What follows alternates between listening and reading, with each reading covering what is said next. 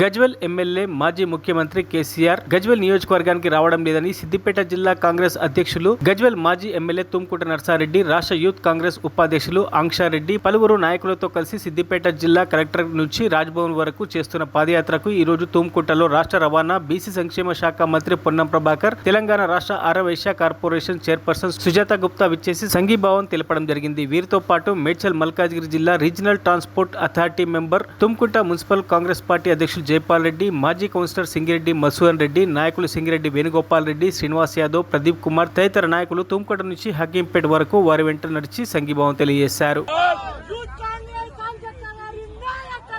గ్రామం నుండి, ప్రతి పల్లె నుండి ఈ పోరుబాటలో మేము సైతం అంటూ కదిలి వస్తున్న వందలాది వేలాది ప్రజానికానికి కాంగ్రెస్ పార్టీ అభిమానులకు కాంగ్రెస్ పట్టించుకోకుండా ఉన్న ఈ వ్యవసాయ క్షేత్రంలో